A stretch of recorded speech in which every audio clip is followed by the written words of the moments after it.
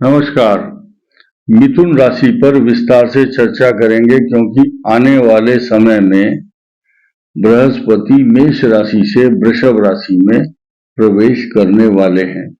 अब इसका क्या पॉजिटिव इफेक्ट होगा या निगेटिव इफेक्ट होगा, उन सब बातों पर हम चर्चा करेंगे और साथ ही साथ ये भी बताएंगे कि पिछले एक वर्ष तक मेष राशि में जो बृहस्पति चल रहा था उसने आपको क्या दिया और अब बृहस्पति जो आने वाला है ये आपको क्या देगा या कष्ट देगा, हानि देगा, नुकसान देगा, ये सारी बातें बताएंगे। मेन चीज जो मुख्य बात है, सुख की बात पहले करो, शुभ बात करो। शुभ बात यह है कि आपके भाग्य स्थान में जब मूल त्रिकोण में शनि आया हुआ है और ये 29 मार्च 2025 तक रहेगा, तो आपके भाग्य आपके साथ साथ चलेगा। जैसे कि एक व्यक्ति सहायता के लिए अटैची या ब्रीफकेस लेकर साथ में चलता है, तो भाग्य साथ साथ चलेगा। भाग्यम फलति सर्वत्र, भाग्य ही सर्वत्र फलता फूलता है। विद्या, धन, पुरुषार्थ, पैसा सब रखा रह जाता है। तो इस समय सबसे ज्यादा भाग्यशाली मिथुन राशि बनी हुई है। अब आपके दशम और चतुर्थ भाव में आपको अस्थिर करने वाले, हिलाऊ चलाऊ, अशांत, जॉब चेंज, फॉरेन कंट्री की यात्रा में बदलाव, या कुछ लोग वीजा बनवाने के लिए परेशान है, मेरा वीजा बन जाए, मैं विदेश जाऊंगा। लेकिन ये सब स्थिति 30 अप्रैल के बाद जैसे ही बृहस्पति वृषभ राशि में आएंगे, बदलाव होगा, काफी बदलाव होगा। क्या? आपके जीवन साथी, लाइफ पार्टनर की नौकरी कहीं और आपकी कहीं और रहेगी।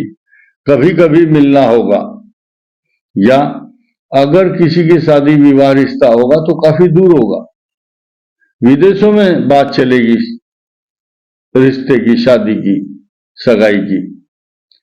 अब मिथुन राशि का जो स्वामी है दशम भाव है, आप नौकरी के लिए विदेश जा सकते हैं, या अगर आप जिस प्रदेश में रहते हैं, मध्य प्रदेश, महाराष्ट्र, पटना, उड़ीसा, कलकत्ता, बंगाल, तो दूसरे स्टेट में जाकर के आपको नौकरी करनी पड़ेगी। इस दौरान मांगलिक कार्य, धार्मिक यात्राएं निरंतर होती रहेंगी।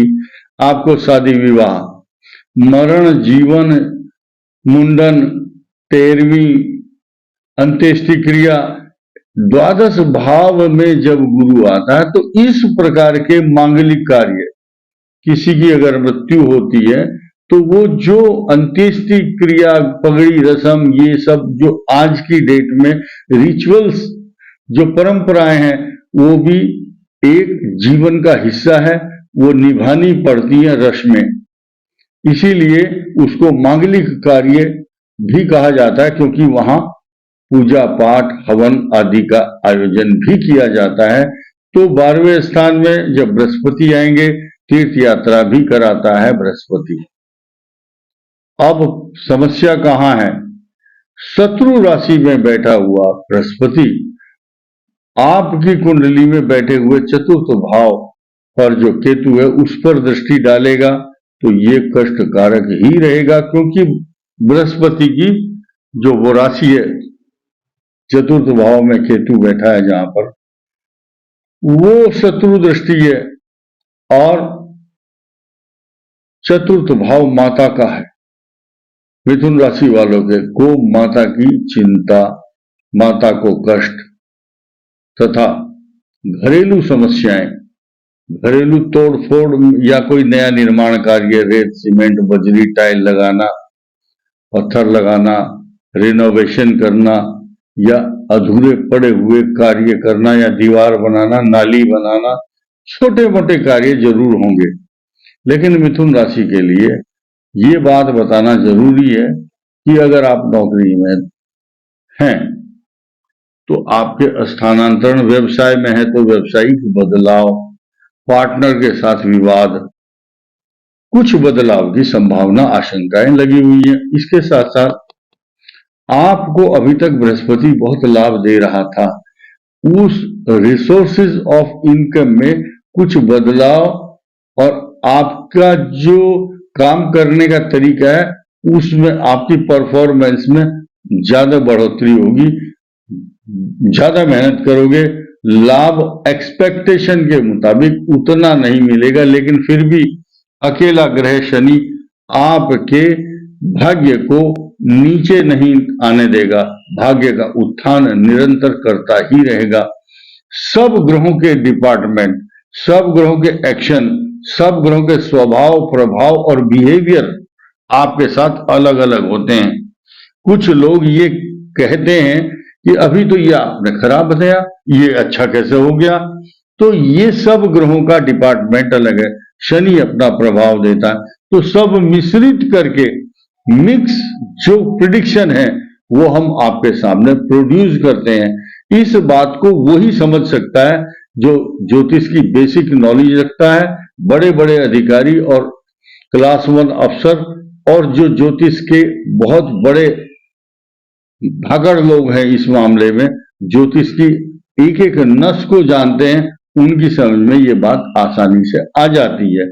अब मैं बात करूंगा मिथुन राशि के लिए जो भी खराब फल देने वाला ग्रह वर्तमान में चल रहा है, उसका इलाज सिर्फ यही है, गणेश जी के मंदिर में 5 लड्डू चढ़ाइए और गणेश जी की आराधना करनी चाहिए। भुवन भास्कर नामक ग्रंथ में लिखा हुआ है, जिस घर में पूजा पाठ होती है या देवताओं की पूजा होती है, अगर आप वहां कुत्ता पालते हैं, डॉगी पालते हैं, ये एक बहुत बड़ी समस्या है। हम लोगों से बात करते हैं, वो बोलते हैं हम तो उसको निकाल नहीं सकते अपने डॉगी को, वो सोफे में भी बैठता है, रसोई में भी जाएगा। भुवन भास्कर नामक ग्रंथ में हमने लिखा हुआ पढ़ा है, जिस घर में गणेश जी की उपासना अगर आप कर रहे हैं और वहीं डॉगी आपका बैठा हुआ है और उससे आप प्यार कर रहे हैं, गोदी में उठा रहे हैं, तो उस पूजा का जो प्रभाव है वो निरर्थक हो जाता है। बहुत लोग सहमत नहीं होंगे, ना हो, लेकिन शास्त्र कहता है, तो इस बात का पूजा के समय ध्यान रखें, क्योंकि पूजा पाठ का जो रिश्ता है वो पवित्रता के साथ होता है। और अब हम बात करेंगे मिथुन राशि वाले जिनकी कुंडली में इस समय बृहस्पति और शनि की महादशा चल रही है, उनके लिए शनि की दशा वालों की तो बहुत एक्स्ट्रा ऑर्डिनरी गोल्डन पीरियड रहेगा। बृहस्पति की दशा जिनकी चल रही होगी, कुछ उनके जीवन में परेशानी, तनाव, व्यर्थ की भागदौड़, चिंता अवश्य रहेगी। गोचर के जो बृहस्पति हैं, उस बृहस्पति से आपकी कुंडली का क्या संबंध है वो आप देखेंगे कि उसका स्वभाव उसके साथ मिल करके क्या कॉम्बिनेशन बनता है, ये निर्भर करेगा आपकी कुंडली के ग्रहों के ऊपर। और बृहस्पति के बाद, क्योंकि ये हम मृगशीर नक्षत्र की बात कर रहे थे, राहु 21 साल की उम्र के बाद आपको बृहस्पति की दशा देगा और ये 37 की उम्र से पहले पहले बृहस्पति की दशा समाप्त हो चुकी होगी और उसके बाद आप ये समझिए 55 साल की उम्र तक शनि की महादशा, और ये इनके लिए वरदान साबित होगी। उसके बाद बुध की महादशा भी 17 वर्ष तक अच्छा फल प्रदान करेगी। 55 और 17 72 तक बुध की महादशा समाप्त हो जाएगी। केतु की दशा कष्टकारक होगी, वो कब आएगी?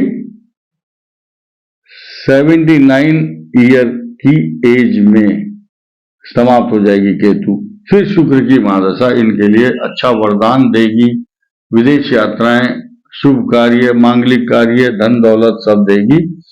अब उसके बाद पुनर्वसु नक्षत्र की जो महादशा है वो 35 साल की उम्र से पहले पहले शनि की महादशा समाप्त हो जाती है और इनके लिए वह दशा वरदान बन जाती है।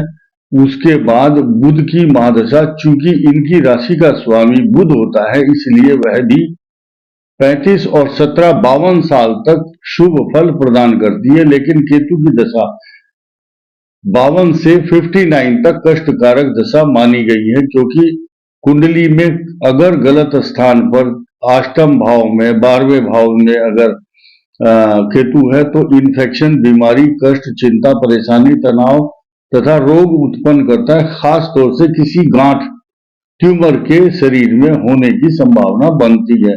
उसके बाद 20 वर्ष शुक्र की महादशा लगातार 79 तक शुभ फल प्रदान करने वाली दशा, और उसके बाद सूर्य की दशा भी शुभ फल देती है। ये मिथुन राशि का मैंने आपको जो विश्लेषण बताया है, ये अगले आने वाले समय में और भी अच्छे अच्छे फल मिथुन राशि को प्राप्त होंगे, क्योंकि आगे जैसे ही जैसे समय बीतता जाएगा मिथुन राशि पर अच्छे ग्रहों का प्रभाव आएगा, और इस समय भी चल रहा है, क्योंकि इनके मुख्य न्यायाधीश जीवन में सृष्टि का शनि इनके लिए भाग्य को उन्नत करने के लिए जाना जाता है। इसीलिए मिथुन राशि वालों को इस शनि के द्वारा भाग्य को उन्नति करने की बहुत बहुत शुभकामनाएं। धन्यवाद, नमस्कार।